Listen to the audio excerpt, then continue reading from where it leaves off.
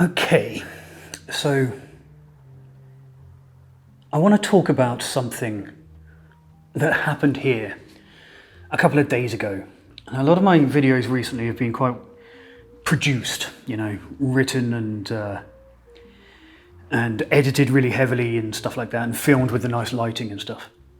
But today I just want to talk about an experience that I had that made me think about another experience I had. I'll tell you, I don't want to bury the lead. So something happened which made me think about my experiences with Delirium Tremens again. And I've been wanting to talk about that for a while, so I'm just going to do it. Let's just talk. So a couple of nights ago, about 6:30 p.m, it was dark here, and I heard a kerfuffle in the street. And my dog was getting really excited and kind of yapping out on the patio from where you can see the street.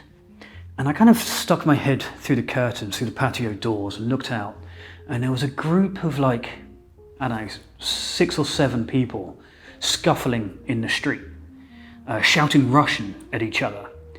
And through years of hard-earned experience, I know better than to run towards loud Russian voices. It never ends well. So I thought that I would it's probably just a drunken street fight. I don't need to get involved. Just let it fizzle out. And it kept going. And I went back out, and one of them was kind of beckoning me out. He was a guy in his 70s, shirtless, really, really tanned skin, and was motioned to me. I'd never seen the guy before in my life, but he was motioning to me, I think, to maybe get involved in some way. And I didn't really want to do that. And there was 3 or 4 of the guys were wearing surgical masks. And then I definitely didn't want to get involved. And then after a while, it died down. I heard the sounds of people running away, and a police car showed up. And I figured it was just an alcohol-fueled fight. And it's kind of broken down. One of the neighbours has called the police, and they've shown up and everyone's scattered. And that's kind of where I left it. Except a little while later, another police car showed up, and then another one. And then all my neighbours were out talking to each other and talking to me about what had happened. And this story emerges, and it's like this. One of my neighbours across the road there, this area is full of quite wealthy people. There's a lot of luxury cars, and the beach is right here, so it kind of attracts people in retirement who have money and stuff like that. This guy my neighbour here is a surgeon, and there's some Americans. And look, point is, there's some wealthy people around me. I'm not one of them, make that clear, but I like to pretend. And so the story emerges. The neighbour across the street is actually a former minister in the Ukrainian government, and a van load of Russians had pulled up and parked outside this window. You might not be able to see it, there's a tree there. They parked their van under a tree in my garden, and 4 of them had got out and run to the Ukrainian minister's house and had pulled him out at gunpoint and were trying to kidnap him. And him and his dad, who was the 70-year-old man with his top off that I saw, who was trying to get my attention, managed to fight off the kidnappers, who all scattered in different directions, and they left their van with guns in it outside my house. And over the course of the evening and through the night, my house was the crime scene. So it was cordoned off from wall to wall across the road, and all the traffic was stopped. And this is a one-way street, so there was a bunch of people who were parked on the beach, who then had to leave their cars there overnight because it was a crime scene here. And there were firearms involved and stuff. And there was just police everywhere, and knocking on my door and snooping around looking for cameras where they might be able to get some footage of the incident. And they brought out the Ukrainian minister, who had to reenact what had happened for the police. And that all happened in my garden. Kept me up all night with all the flashing lights and stuff and the sirens. And I got up at like 5 o'clock in the morning and I went out and offered the police who'd been there all night some coffee, just to kind of make nice. And then about when the shop where I buy the dog food from, when that opened at 8 a.m, I went across there and the shopkeeper is a very well-known guy, Christos. And everybody knows him and he knows everything that's going on. And I was his first customer. And he looked at me and he just went, "What happened at your house?" And I had to explain that I didn't really know. And in the process of me trying to explain my point of view of the police and the kidnapping that I'd seen happen, and there was guns in the car. I saw the gun on the road at one point, so somebody must have come and picked it up and run off with it, or there was another one in a van, something. And as I'm telling him this story, I have this distinct sense that he doesn't believe me. And I feel, as I'm explaining it, I feel the story kind of start to slip through my fingers because I don't have all the information. And I felt like I began to blush and to sweat because I felt like he thought I was lying, which made me feel like I was lying. And what it reminded me of when I walked away from that shop was that incident, the unlikely kidnapping of a Ukrainian government minister in my garden, and then trying to explain it to a stranger. It felt exactly like trying to explain a delirium tremens hallucination. Okay, so thought about this ever since. This is a few days ago now, and it's been on my mind ever since. I mentioned it to my girlfriend that I'd had this experience that when I tried to explain it to somebody, it felt so unlikely that I happened to live next door to a Ukrainian government minister and a van full of Russians tried to kidnap him in my garden. It felt so unlikely that I remembered that sense of trying to explain to somebody what my hallucination was like after delirium tremens. And when you're trying to explain the hallucinations in delirium tremens, it fragments as you describe it. It starts to fall through your fingers, like the reality kind of breaks down as you try to explain it, even though those hallucinations are so convincing, so realistic, so internally logical, that you would think it would be easy to try to explain afterwards, because it makes perfect sense to you in the way that it's happening, while it's happening. But then afterwards, it becomes almost impossible to explain. And I felt quite rattled by that, to have had this experience that really happened. It brought up a lot of the memories of my delirium tremens. A lot of it came to the surface because of the similarities of trying to explain something unbelievable. The thing is, right, delirium tremens hallucinations and delusions and the psychosis that goes with it all, they have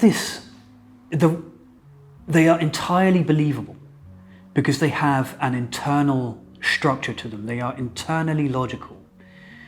Like, they have a narrative. It's not the same as like an acid trip where you see shapes or you imagine conversations with people, or you see weird kind of animalistic shapes and colours and stuff. It's nothing like that. It's more like, I don't know, I've never taken PCP, but I imagine it's a bit more like that, if you're going to make comparisons. And the story that I just related to you about the Ukrainian minister and all the police and the fight in the street, it was exactly like one of my delirium tremens hallucinations. There are commonalities across delirium tremens DT experiences are quite similar from person to person, even if the details will be different. But broadly, they share a lot of characteristics. One is that they are internally consistent, much more so than a normal dream. And by internally consistent, I mean that they make sense from start to finish, and they can go on for what seems like hours and days. Sometimes they actually do, but they make sense the whole way. Okay, so I remember one Delirium Tremens, I remember one DT experience which had characters, like a whole village full of characters. And so detailed are the hallucinations that the characters had arcs, and they would disappear from the hallucination for a while and then they would return, like with some slightly different characteristic, as though they had gone away and had their own life outside the hallucination.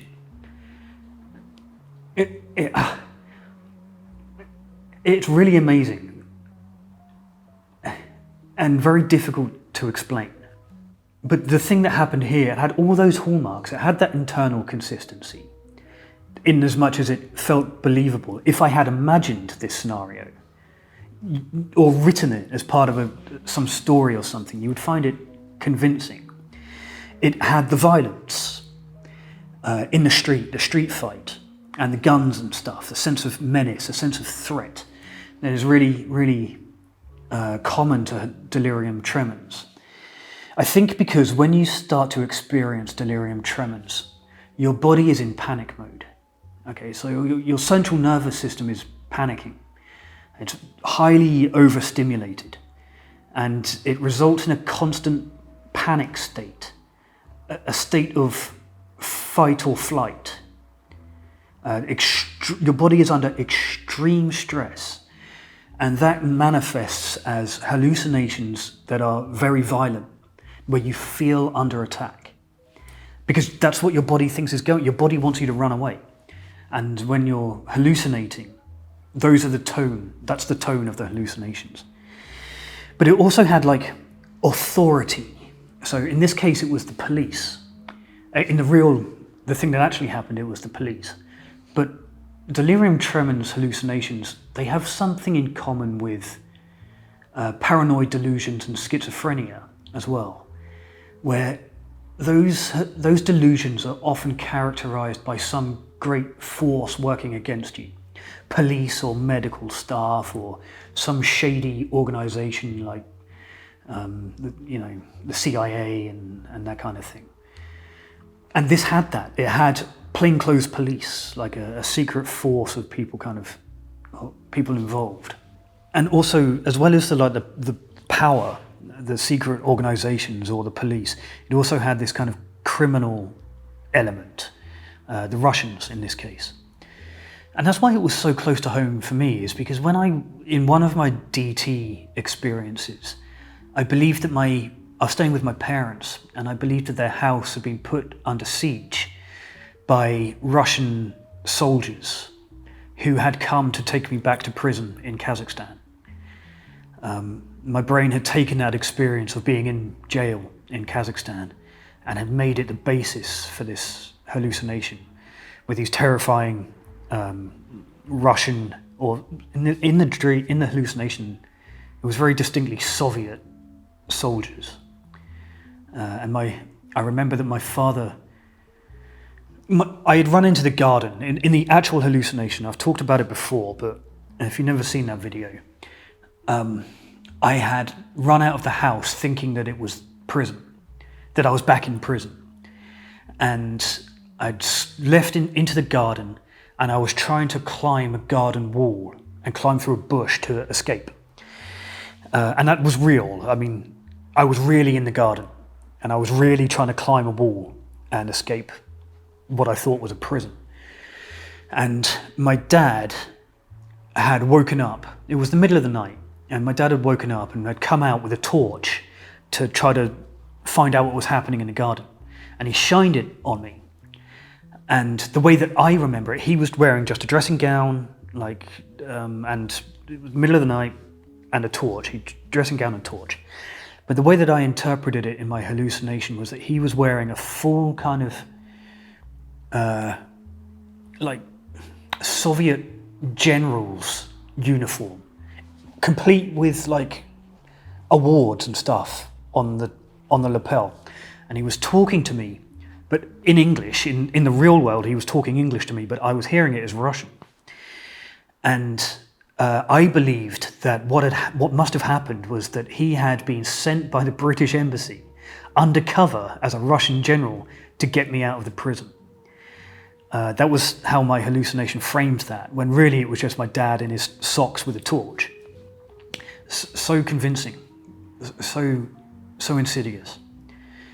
And after I'd been taken back into the house, the hallucination continued. That then a brigade of Soviet soldiers had come to take me back to the prison. And this had all of those hallmarks. It had the criminal elements, it even had Russians, it even had dodgy Russians. So I used that experience of the failed kidnapping here, which really happened, to talk about how DTs, and I think by extension alcoholism as well, conceal themselves from you, from the person experiencing them. Right? They have their own kind of coded language, and they're so good at manipulating your thoughts that it is possible that you can be an absolutely rock-bottom alcoholic, but convinced you're not. In the same way that delirium tremens kind of hides itself from you very, very cleverly. I'll give you an example of that. Oh, I'll give you somebody else's example. Delirium Dirk has this anecdote about the very beginning of one of his first DT experience. And he talks about, forgive me for being shady on the details, I'm going off memory here. But he talked about something that's always captivated me. I think everybody else has overlooked it, including him. But to me, it's really profound. So he said he was in this big supermarket. And while he was walking around, he had a sense that it started to sound weird. And he just had a sense that something was wrong. In reality, he was about to start experiencing symptoms of delirium tremens. But to him, he just had this vague sense that something wasn't quite right. And he said that he went to the clerk, at the checkout person, and he said to her, "The acoustics are really weird in here." And then he said that she kind of just like went, and just brushed it off. And that's where he left that anecdote. Then he goes on to explain what happened after that. But that bit is really key to me. Because what it reveals is that in delirium tremens, you have a sense that something is not right. And you even have a sense to try to tell people. It's a compulsion. You feel like you need to say something to somebody. Imagine how strange it would be to be working in a shop and have anybody at all say to you, "The acoustics are really weird in here." Isn't that a weird thing to say in any context? And that is Dirk having the feeling that something isn't quite right and wanting to tell someone that something isn't right, but the delirium tremens hiding itself in such a way that it makes talking about it impossible. Because if you were to tell somebody, if Dirk had just said, "Look, I think I'm having delirium tremens," then the hallucination pops. The delusion ends immediately. And it's almost as though the DTs don't want that. Like they're actively trying to prevent you from talking about it.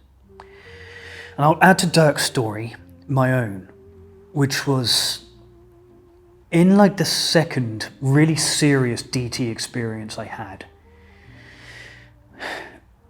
There was a point at which, just by fluke, I had a doctor's appointment in the middle of the week that I was having DTs. It was pre-booked. My parents had booked it, I think. They'd moved me out of the house I was living in alone, which caused me to quit drinking very suddenly. It was like an intervention, a very soft, gentle one, but that's what it was. And they moved me into their house and were looking after me. And that week, I was in DTs pretty much the whole week, I think. And in the middle of that week, I went to go and see a doctor, just for like a checkup. And on the way, I was having a conversation. My dad drove me, and I was having a conversation with my dad. And I was trying to ask him if I should ask the doctor about the hallucinations that I'd been having. Except the word hallucination had just disappeared from my brain completely. And I kept having to get my dad to say the word. I was going like, what is the word? What is the H word? My dad would go, hallucinations. I'd go, oh yeah. And then I would say it, and then it was instantly forgotten again. And as a result, when I got to the doctor, I wasn't able to tell him. And just because the word it was the only word that had disappeared from my vocabulary. So weird. Like being hypnotized. How I imagine being hypnotized is. And that was the effect it was having on me, is that it prevented me from talking about it. And I was in the waiting room. I think I've told this story as well, so I'll make it quick. And it was really busy in there, packed full of people. And there was some mothers looking after their kids in a little play area in the waiting room. And they started talking about me really loudly and accusing me of being a pervert or something like that. Or telling me that I was going to be sent to prison. But not to me, they were talking about me to each other across the waiting room, very, very loud. And I knew they were talking about me. They were even saying my name. It was like taunting me, daring me to kind of respond. And I didn't, I just kind of looked down, I was kind of like looking around at them and like wondering what I'd done to deserve this in the doctor's waiting room. And I was looking at my feet, and then it was my turn to go in. I wasn't in there very long. And I went into the doctor, and the first thing I said was, it's very, very confrontational in your waiting room. And I remember the doctor, he said, what do you mean? I said, it's very noisy. There's a lot of anger out there. And the doctor picked up the phone to the receptionist. And he said, can you tell me how many people are in the waiting room? And he said, uh-huh. Okay, and then he put the phone down and he looked at me and he said, there's no one in the waiting room.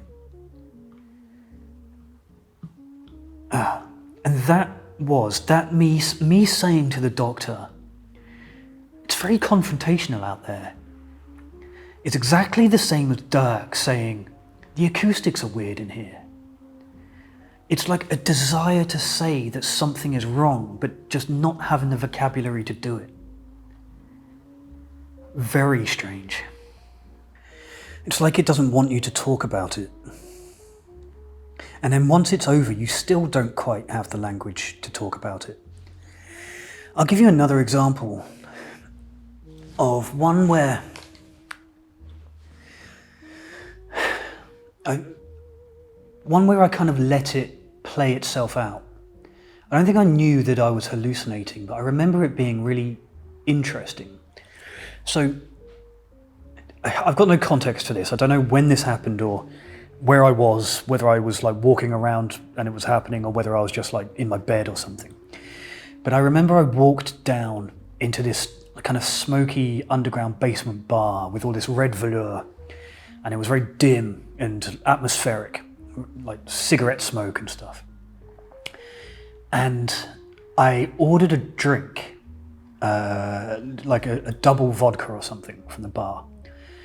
And I went, and there was stools, like little tables, a little like this one, each with one stool. And there was one person sat at each one in this tiny bar, like maybe about 8 people, all kind of drinking separately and alone. All looked different, men and women,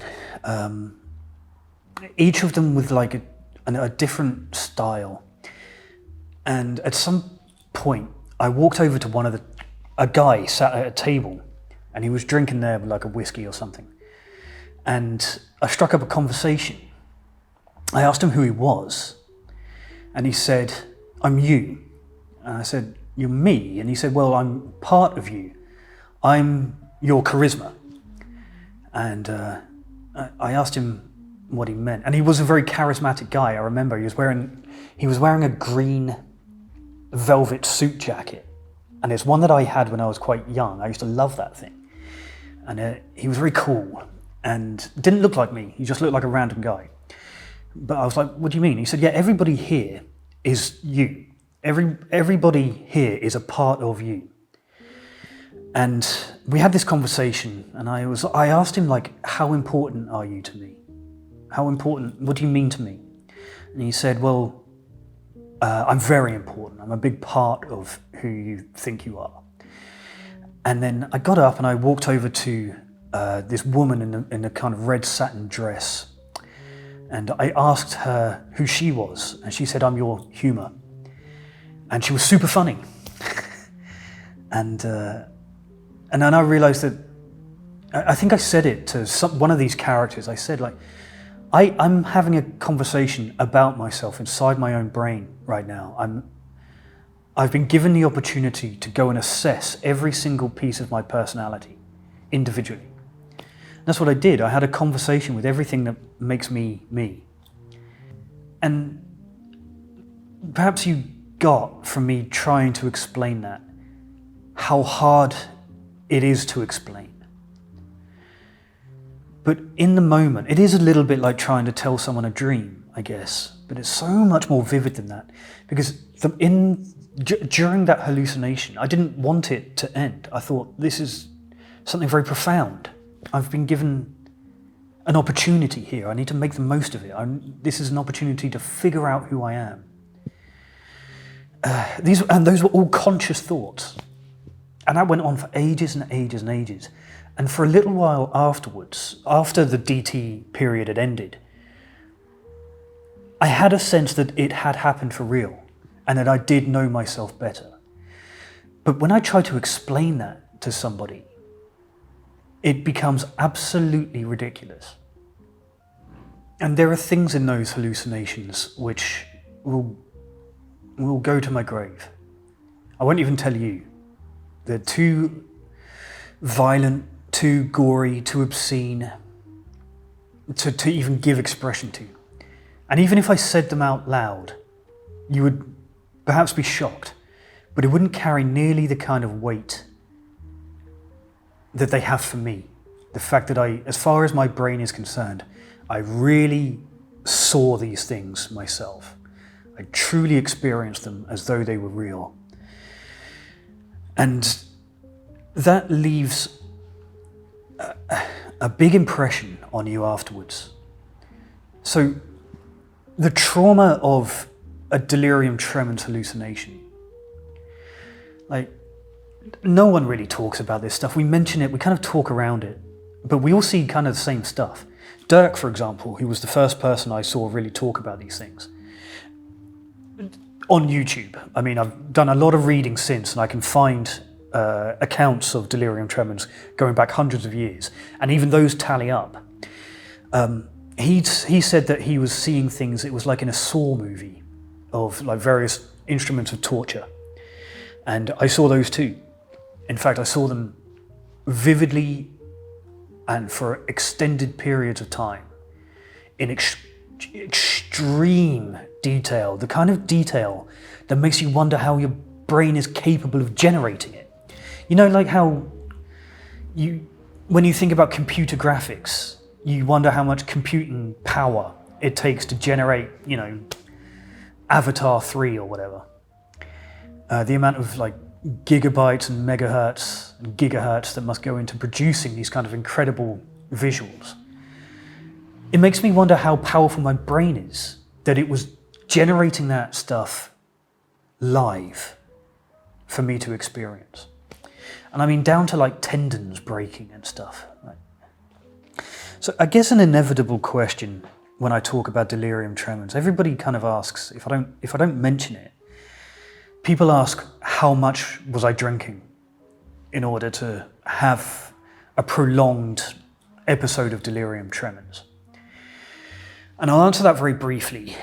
The first and second major episodes that I had, which were both more or less untreated. I went to hospital briefly, but they didn't treat the DTs. In fact, the DTs happened after I'd been discharged from the hospital. But to get to that point of 5 days of vivid hallucinations, I had been drinking, the Americans call it a fifth. It's either a fifth or a litre of hard liquor, usually vodka, whiskey or gin, every day, day in, day out for about 5 months to induce. And the second period of DTs required less than that, a shorter period. And then a shorter period after that for the other remaining 2.5 that I had. And anything else that I had after this there was some medical intervention eventually. But it takes a lot of very hard suicidal drinking. And I think potentially a predisposition to it as well in order to experience it. But look, I'm getting off track. I wanted to talk about the experience that I had here and just really how it reminded me of how far I've come. Because the other night, while that was happening, I was standing at my bedroom window looking out at all the police sniffing around my house. And I felt fine about it. My sympathy goes to the Ukrainian guy, naturally. But I remember a time when flashing lights outside my window would mean either the police were here for me or I was hallucinating. So as terrible as that incident is for that Ukrainian guy, for me personally, it's a little bit of a relief. And I don't really have to worry about that stuff anymore. But it's also a reminder that that damage done by Delirium Tremens is still present every day. Every day I find a moment where I have to check in to make sure that things are real. For example, anytime, you know how our brains are kind of programmed to recognize human forms. And if you're ever walking in the forest, you'll generally be distracted. You might think that you see a person every now and then.